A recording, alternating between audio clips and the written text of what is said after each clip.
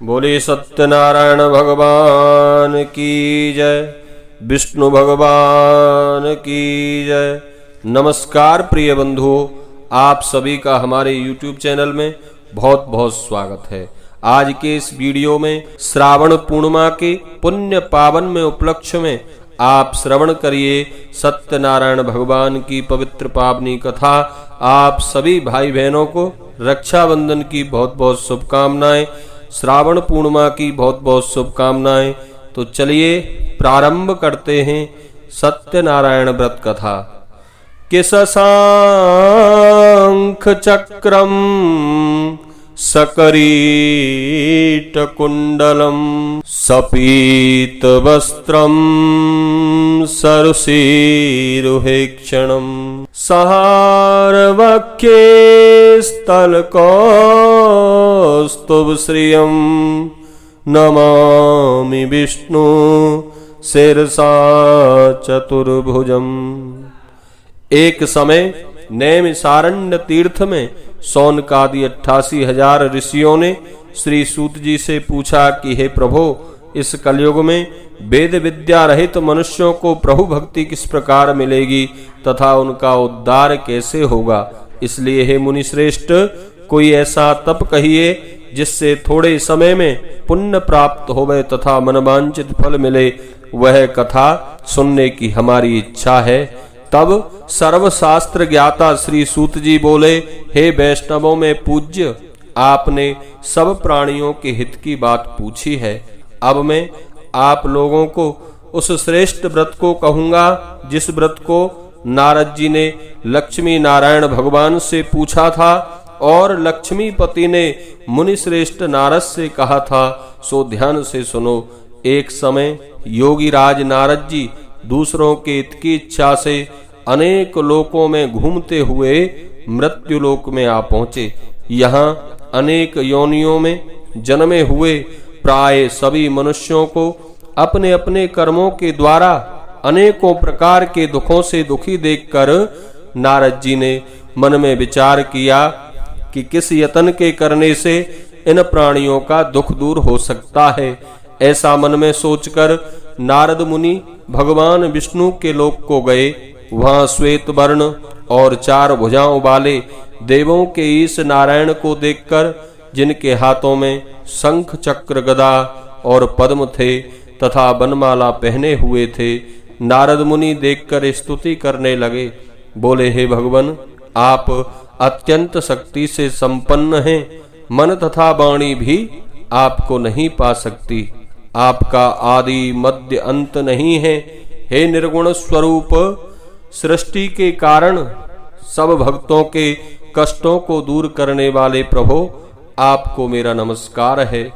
इस प्रकार नारद जी से स्तुति सुनकर भगवान विष्णु बोले, हे मुनि श्रेष्ठ, आपके मन में क्या है? आपका किस काम के लिए यहाँ आगमन हुआ है? सब निसंकोच कहो। तब नारद मुनि बोले, भगवान, मृत्युलोक में सभी मनुष्य जो अनेकों योनियों में पैदा हुए हैं, वे अपने ही कर्मों से अनेकों प्रकार के दुखों से दुखी हो रहे हैं। हे नाथ, यदि आप मुझ पर दया रखते हो तो बतलाइए, उन मनुष्यों के सब दुख थोड़े से ही प्रयत्न से कैसे दूर हो सकते हैं। श्री भगवान बोले, हे नारद, मनुष्यों की भलाई के लिए तुमने बहुत अच्छा प्रश्न किया है। जिस काम के करने से मनुष्य मोह से छूट जाता है, मैं वह कहता हूँ। बहुत पुण्य देने वाला स्वर्ग तथा मृत्युलोक दोनों में दुर्लभ एक उत्तम व्रत है, जो आज प्रेमवश होकर तुमसे कहता हूँ। भगवान सत्यनारायण का यह व्रत अच्छी तरह विधि पूर्वक करके मनुष्य आयु पर्यंत यहाँ सुख भोग कर अंत में मोक्ष को प्राप्त होता है। श्री भगवान के वचन सुनकर नारद मुनि बोले, भगवान, उस व्रत का फल क्या है? क्या विधान है और किसने यह व्रत किया और किस दिन यह व्रत करना चाहिए? सो विस्तार से कहिए। भगवान बोले, दुख शोक आदि को दूर करने वाला, धन धान्य को बढ़ाने वाला, सौभाग्य तथा संतान को देने वाला यह व्रत सब स्थानों पर विजयी करने वाला है। किसी भी दिन मनुष्य ब्राह्मणों और बंधुओं के साथ धर्मपरायण होकर पूजा करे, भक्ति भाव से नैवेद्य केले का फल, घी, दूध और गेहूं का चून सबाया लेवे। गेहूं के अभाव में साठी का चून, शक्कर तथा गुड़ ले और सब भक्षण योग्य पदार्थों को एकत्रित करके भगवान को अर्पण कर देवे तथा बंधुओं सहित ब्राह्मणों को भोजन कराए। पश्चात स्वयं भोजन करे और नृत्य गीत आदि का आचरण करते हुए भगवान सत्यनारायण का स्मरण करते हुए समय व्यतीत करे। इस तरह व्रत करने पर मनुष्यों की इच्छा निश्चय ही पूरी होती है। विशेषकर कल काल में भूमि पर यही एक मोक्ष का सरल उपाय है। बोलिए सत्यनारायण भगवान की जय। सूत जी बोले, हे ऋषियों, जिसने पहले समय में इस व्रत को किया है उसका इतिहास कहता हूँ, ध्यान से सुनो। सुंदर काशीपुरी नगरी में एक अत्यंत निर्धन ब्राह्मण रहता था। वह भूख और प्यास से बेचैन, नित्य दुखी हुआ पृथ्वी पर घूमता था। ब्राह्मणों को प्रेम करने वाले भगवान ने ब्राह्मण को दुखी देखकर बूढ़े ब्राह्मण का रूप धर उसके पास जाकर आदर से पूछा, हे विप्र, नित्य दुखी हुआ क्यों घूमता है? हे श्रेष्ठ ब्राह्मण, यह सब मुझसे कहो, मैं सुनना चाहता हूँ। ब्राह्मण बोला, मैं एक निर्धन ब्राह्मण हूँ, भिक्षा के लिए पृथ्वी पर फिरता हूँ, परंतु आप इससे छुटकारा पाने का कोई उपाय जानते हैं तो कृपा करके कहें। वृद्ध ब्राह्मण बोला कि सत्यनारायण भगवान मनवांचित फल देने वाले हैं, इसलिए हे ब्राह्मण, तू उनका पूजन कर, जिसके करने से मनुष्य सब दुखों से मुक्त होता है। ब्राह्मण को व्रत का सारा विधान बतलाकर बूढ़े ब्राह्मण का रूप धारण करने वाले सत्यनारायण भगवान अंतर ध्यान हो गए और जिस व्रत को वृद्ध ब्राह्मण ने बतलाया है मैं उसको करूंगा, यह निश्चय करने पर उसे रात में नींद नहीं आई। वह सवेरे जल्दी उठकर सत्यनारायण भगवान के व्रत का निश्चय कर भिक्षा के लिए चला। उस दिन उसको भिक्षा में बहुत सा धन मिला, जिससे उसने अपने बंधु बांधवों के साथ भगवान सत्यनारायण का व्रत किया और इसके करने से वह ब्राह्मण सब दुखों से छूटकर अनेक प्रकार की संपत्तियों से युक्त हुआ। उस समय से वह ब्राह्मण हर मास व्रत करने लगा। इस तरह सत्यनारायण भगवान के व्रत को जो करेगा वह सब पापों से छूटकर मोक्ष को प्राप्त होता है। आगे जो पृथ्वी पर सत्यनारायण व्रत करेगा वह सब दुखों से छूट जाएगा। इस तरह नारद जी से नारायण का कहा हुआ यह व्रत मैंने तुमसे कहा है। हे विप्रो, अब मैं और क्या कहूँ। शौनकादि ऋषि बोले, हे मुनीश्वर, संसार में उस ब्राह्मण से सुनकर किस किसने इस व्रत को किया, हम वह सब सुनना चाहते हैं। इसके लिए हमारे मन में बड़ी श्रद्धा है।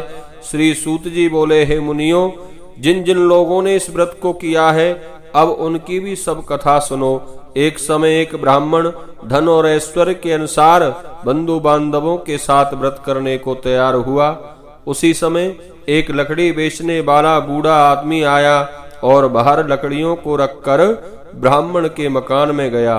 प्यास से दुखी लकड़हारा उनको व्रत करते हुए देखकर ब्राह्मण को नमस्कार कर कहने लगा कि आप यह क्या कर रहे हैं और इसके करने से क्या फल मिलता है, सो कृपा करके मुझसे कहो।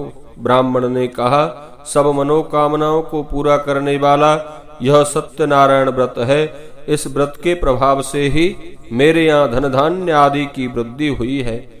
ब्राह्मण से व्रत के बारे में जानकर लकड़हारा बहुत प्रसन्न हुआ। चरणामृत ले और प्रसाद खाने के बाद अपने घर गया। घर जाकर लकड़हारे ने मन में इस प्रकार संकल्प कर लिया कि आज गांव में लकड़ी बेचने से जो धन मिलेगा उसी से सत्यनारायण भगवान का व्रत करूंगा। ऐसा मन में सोचकर वह बूढ़ा आदमी लकड़ियों को अपने सिर पर रखकर जिस नगर में धनवान लोग रहते थे वैसे सुंदर नगर में गया। उस रोज भगवान सत्यनारायण की कृपा से उसे उन लकड़ियों का दाम पहले से कई गुना ज्यादा मिला। तब वह बूढ़ा लकड़हारा दाम ले और अति प्रसन्न होकर पके केले, शक्कर, घी, दूध, दही, सत्यनारायण व्रत की सब सामग्रियों को लेकर अपने घर गया। फिर उसने अपने भाइयों और बंधुओं को बुलाकर विधि के साथ भगवान सत्यनारायण का पूजन और व्रत किया। इस व्रत के प्रभाव से वह बूढ़ा लकड़हारा धनपुत्र आदि से युक्त हुआ और संसार के समस्त सुख भोग कर अंत में वैकुंठ को चला गया। बोलिए सत्यनारायण भगवान की जय। सूत जी बोले, हे श्रेष्ठ मुनियों, अब आगे की कथा कहता हूँ, सुनो। प्रजा पालन में लीन उल्का मुख नाम का एक बुद्धिमान राजा था। वह सत्य वक्ता और जितेंद्रिय था। प्रतिदिन देव स्थानों पर जाता, गरीबों को धन देकर उनके कष्ट दूर करता था। उसकी पत्नी कमल के समान मुखवाली और सती साध्वी थी। भद्रशिला नदी के तट पर उन दोनों ने सत्यनारायण भगवान का पूजन किया, व्रत किया। उसी समय वहां एक साधु नामक वैश्य आया, जो नाव को नदी के किनारे पर ठहराकर राजा के पास आ गया और राजा को व्रत करते हुए देखकर विनय के साथ पूछने लगा, हे राजन, भक्ति युक्त चित्त से यह आप क्या कर रहे हैं? मेरी सुनने की इच्छा है, सो आप कृपा करके मुझसे कहिए।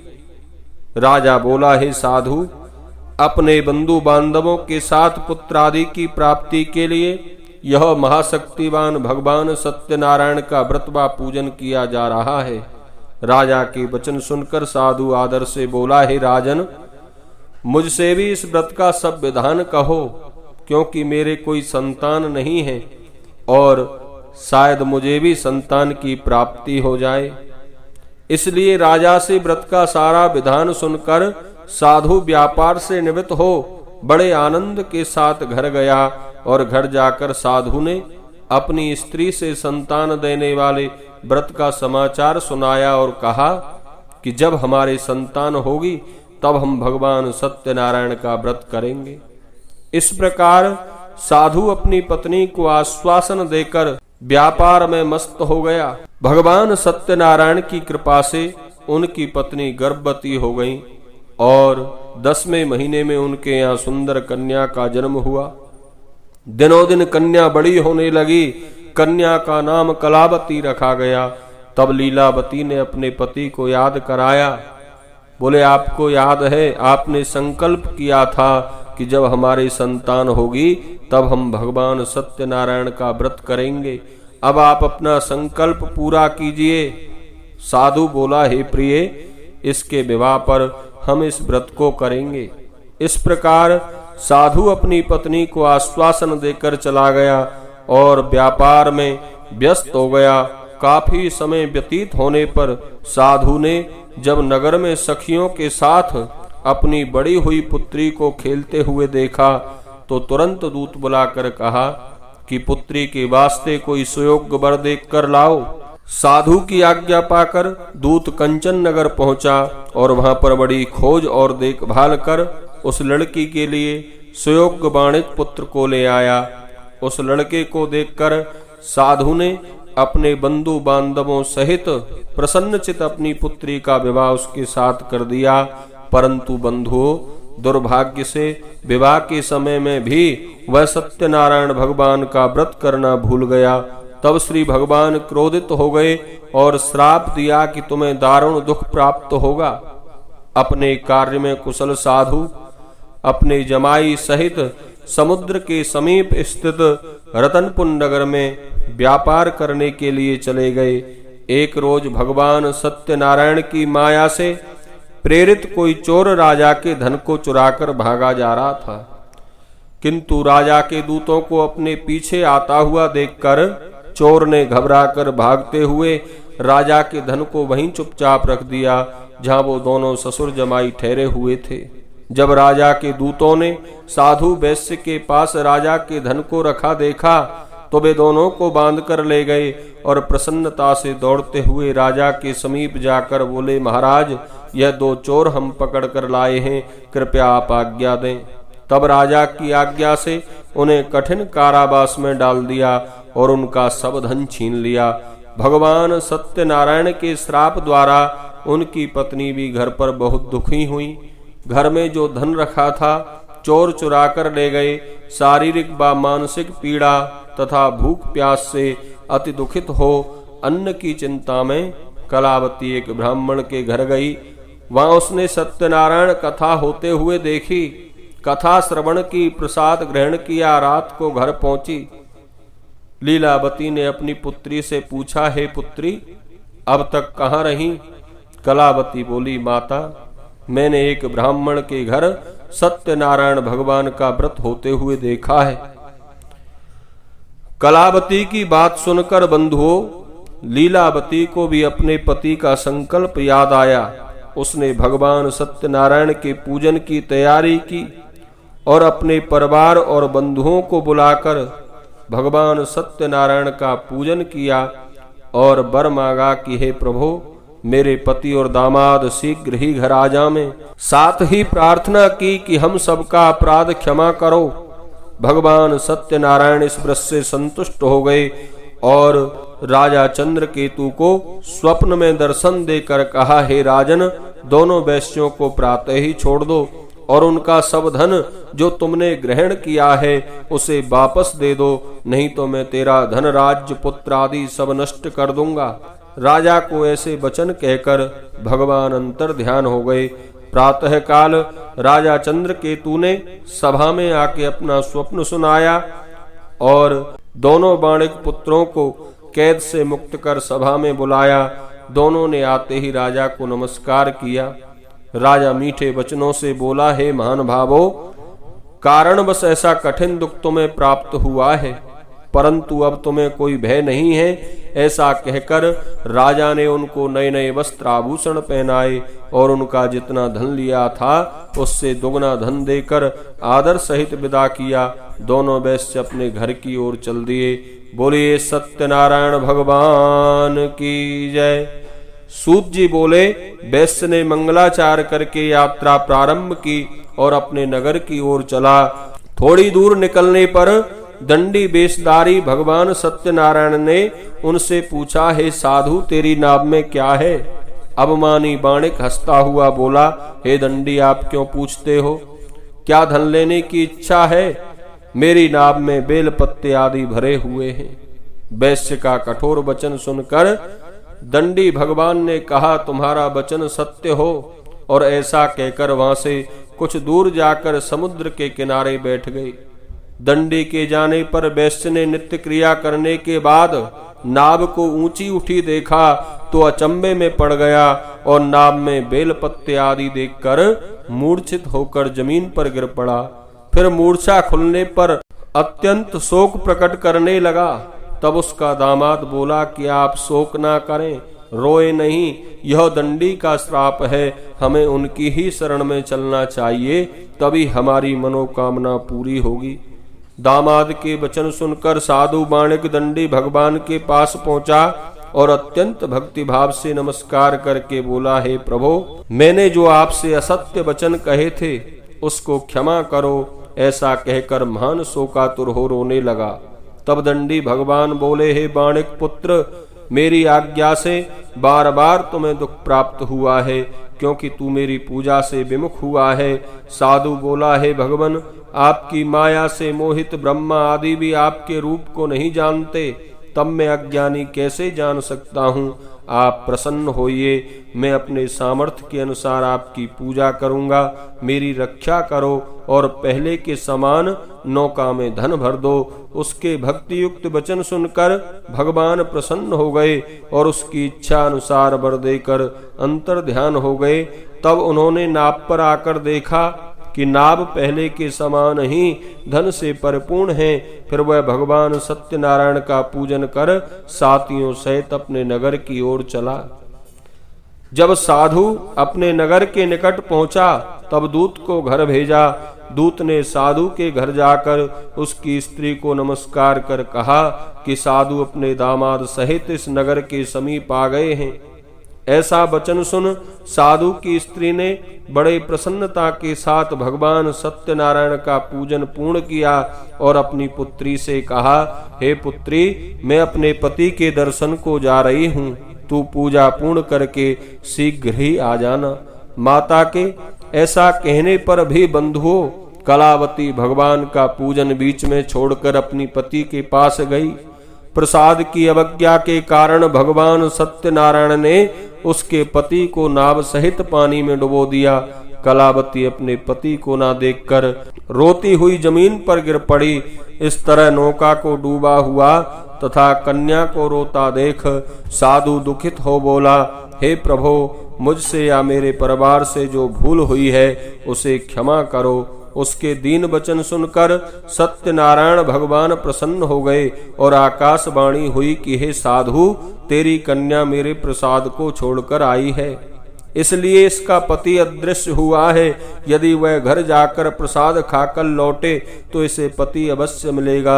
ऐसी आकाशवाणी सुनकर कलावती ने घर पहुंचकर प्रसाद खाया, फिर आकर अपने पति के दर्शन किए।